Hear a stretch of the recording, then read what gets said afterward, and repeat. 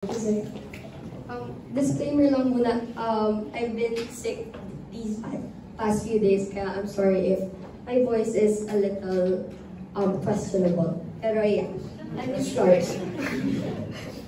Okay. Again, before I start, gusto ko lang itanong, meron ba ditong takot sa dilim? Like if I turn off the lights right now, magre-react kayo ng crazy. Meron ba? Meron? Sige, if meron kasi, I'm not gonna turn off the lights for a quick moment. Sige. Sige, subukan ko lang patayin ng ilaw. I want you to okay, let's pretend na walang kuryente na yun. I want you to feel sige, hindi naman ito masyadong authentic kasi hindi medyo scripted yung pagkawala ng kuryente natin. Pero for the sake of my presentation, I'll be leaving the lights on. Pero yeah, yung iba sa inyo marahil nagtataka, bakit kinailangan pa rin patayin yung earbag point na ito? Yung iba naman siguro takot, although sinabi niyo walang takot sa dilim. And yung iba naman siguro, they don't care much about this. And I want to tell you all na lahat ng ito ay naramdaman ko as I live in my province of Mindoro, where brownouts or power outages are said to be a custom there. Again, I am from the beautiful island of Mindoro. It's a very beautiful province, beautiful people, yeah, lovely people, great destinations. You might actually know us for perhaps the White Beach or maybe yung Tamaraw Falls. Pero, ang hindi alam ng karamihan ay ang kadiliman, quite literally, na nag-exist sa likod ng magandang paraiso ito. Ayan, brown out. Binansagan ang Mindoro bilang, hindi nyo ba makita? Ayan, brownout capital of the Philippines, and this happened for a good reason. Not a good reason, this happened for a reason. Now, alam ko naman na hindi na bago sa inyo maka-experience ng brownouts. Siguro, sa kanya-kanya mga bahay natin, sa kanya-kanya mga dorms, every once in a while, we experience na bigla na lang mamatay ang mga ilaw na ito. Pero, I want you to imagine, 20 hours sa isang araw, walang kuryente. Ang init, tirik ang araw, ang init. Nagtatrabaho ka, ang init. Walang kuryente, paano kung dito nakasentro ang iyong hanap buhay? Anong gagawin mo? Mindoro was placed under a state of calamity dahil sa krisis na ito. So you really know that it's a very serious topic. And up until now, 2024, they're doing very minimal efforts to resolve this. Ang krisis sa kuryente ay krisis ng taong bayan. Hindi lang ito basta-bastang, ayan, nawala ng ilaw, ano na. Hindi lang siya basta-bastang gano'n. There are a lot of problems under this crisis that we should know about, that I am here right now to talk to you about.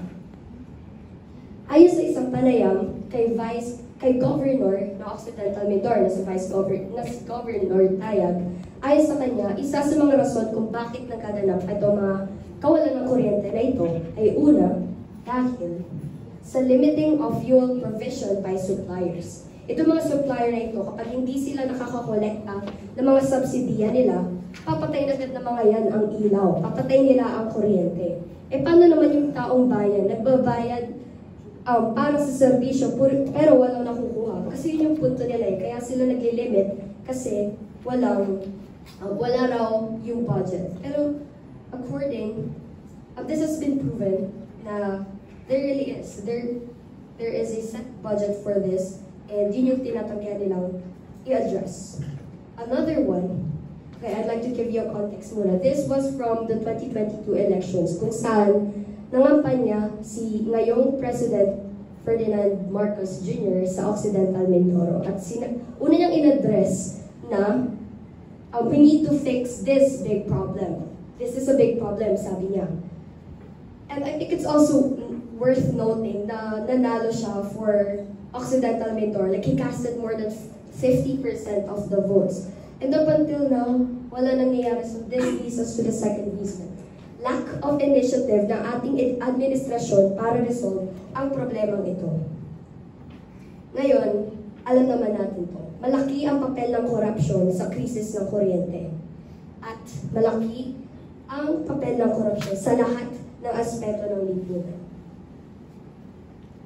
This is just to give context sa kung ano ang nagsusupply ng kuryente sa aming probinsya. This is the Napocor, and it is a government-owned and controlled corporation na responsable sa pag-aabot ng serbisyo in terms of kuryente. At delayed subsidy payments, iyan na naman. Lagi na lang may ganito, ilang taon na itong nangyayari, walang nagbabago. And it seems na hindi lang pala sa Mindoro nangyayari itong problema ito. Kasi just recently, this October 2024, ang probinsya rin daw ng Catanduanes ay makaka-experience din ng rotational brownouts. Dulot na naman ng postponed subsidy billings ng NPC. And may pattern, di ba? As you can see naman, these evidences of delays in subsidy payments suggests potential mismanagement and misuse of our resources. This is to highlight kung ano ang nagiging epekto ng krisis na ito sa taong bayan. Kasi sobrang laki in terms of impact ang ginagawa nito sa aming probinsya. Una, kalusugan. Imagine nyo walang kuryente, nasa hospital ka. Of course, hospitals naman, they have these generators, pero how much can these really offer? For how long? Ayon sa isang panayam na ito, we spend 7 to 8 million just to operate our hospitals. Na dapat naman ay sakop ng serbisyo ng ating power providers. And another one here, another issue, ay ang napakataas na singil sa kuryente. Bakit ang taas ng singil sa'yo ay wala ka nga natatanggap? Ano ito? Teka, gawan. Ano yung ba to? And another one is for education. Widespread brownouts worsen during school summer. If you can remember, yung kasagsagan ng heat index, kung naaalala nyo, balikan natin yung experience. Diba sobrang crazy ng init natin doon. Imagine walang kuryente, walang electric fans, walang aircons for some schools. And for my experience, I remember this very day na walang kuryente, and kasagsagan din ito. It was a very hindi ko actually ma-explain, but it was so stressing na hindi ko na-realize na ganun pala yung effect ng kawalan lang ng konting coolness. Diba? And the problem is, kawalan ng kuryente. There, as you can see, 20-hour daily brownouts in our schools. And I want to add nga pala, since sobrang reliant na rin ng ating schools sa technology, of course, ang normal flow ng education, syempre, magkakaroon din ng effect in terms of lectures and discussions. Ayan, ilan lang to sa mga halimbawa na naranasan siya sa buong province. Ito, isa siyang civilian na ang taas ng singil sa kanyang kuryente, and this one naman, isang negosyante na nalulugi. This is my family. And ang tatay ko ay isang manggagawa. Isa siyang mekaniko. And mostly, his business relies on his equipments, machineries, para makagawa ng mga sasakyan. At kung palaging ganitong walang kuryente, mahirap kumita. Ang pamilya ko ay isa lamang sa napakaraming pamilya sa aming probinsya, sa ating bansa, na nakakaranas ng ganitong klaseng problema. And imagine, if one family struggles, how about the others pa? Ang daming tao sa ating bansa. So really, why am I telling you guys this? If some of you are confused, baka isipin nyo, hindi naman ako taga-Mindoro na mag-point na.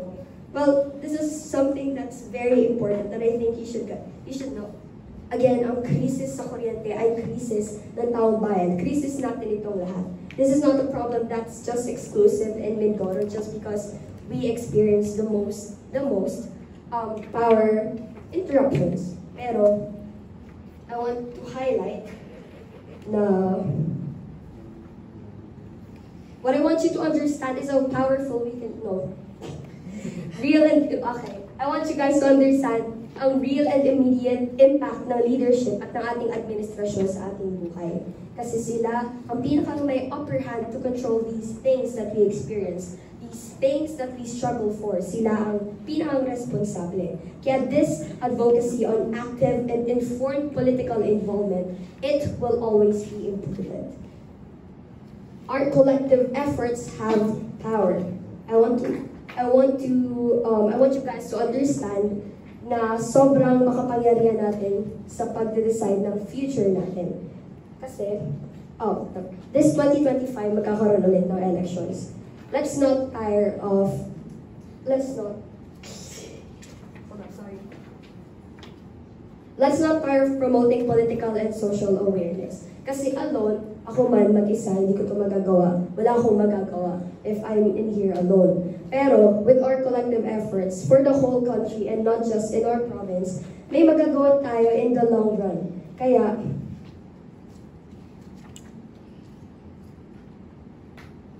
hindi dapat tayo mabuhay sa dilim at hihintayin ko ang araw na hindi kailangan mabuhay sa dilim ng ating lipunan. Again, ako si Rizal Zimbi Anthony. Thank you very much.